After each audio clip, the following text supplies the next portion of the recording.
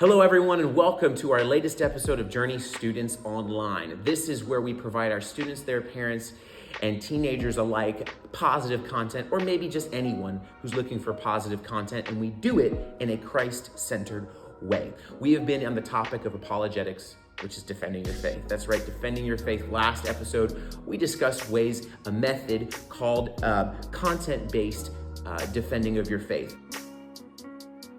Another way, which I believe is the best way, or one of the best ways, and it's one way I've used with atheists before, is a personal-based method. And that's simply a way of getting to know the person like Jesus, and being able to do it in a kind, gracious, but truthful way, all so that you get to know the person versus trying to win them over with an argument, all right? So these are the ways we can do that. We need to remember, first of all, that there are reasons people don't believe in Jesus or God.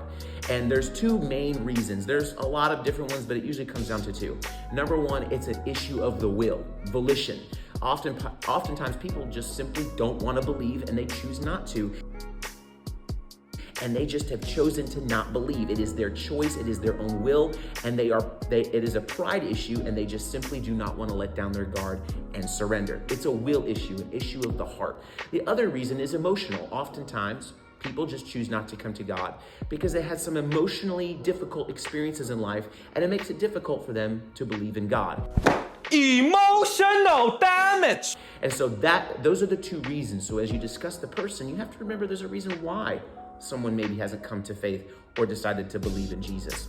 And so here are the ways you can approach a person and have a personalized content conversation with an individual so that you can try to win them over to express faith in Christ. And so here's the ways. Number one is listen. We often say in church circles, you have God created with you with 2 ears and 1 mouth. That means we should listen twice as much as we talk. But oftentimes we do a lot of this. We type our opinions and share a lot of opinions, and we don't often listen. I'm guilty of that. We have to listen, and sometimes listening is uncomfortable because then I have to come to grips with some of my own doubts, but we need to be able to listen to people. Number two, asking questions. Ask the right questions. People appreciate when you ask the right questions, and it lets people's guard down. There's simple things that you can ask people like, why do you say that? Why do you believe that? What brought you to that place of belief? Maybe you can even say, what do you think I'm gonna say? That often kind of makes a skeptic uncomfortable with their skepticism. So ask good questions. Number three, learn to agree until you have to disagree. Man, we are an argument-based society, aren't we? We're always looking, whether it's in sports, politics, religion, to just argue and disagree. But you know the best thing we can do? Learn to agree on certain areas. You could do this with a Muslim. You could do this with an atheist. You can find things that you can agree on, whether it's doubts, whether it's basic understanding of religion. You can agree until you have to disagree. But if you've been asking questions and listening, the disagreement won't be so harsh. Try not to just be someone who argues. Number four, be a good friend, because that's what Jesus did. Jesus met all kinds of people that simply did not believe. People that just had no business and wanted nothing to do with God. They were sinners and tax collectors. But when he spent time around them, like Zacchaeus, when he went to go see Jesus, Jesus invited himself over and had dinner with him. And Jesus spent time with people that simply did not believe.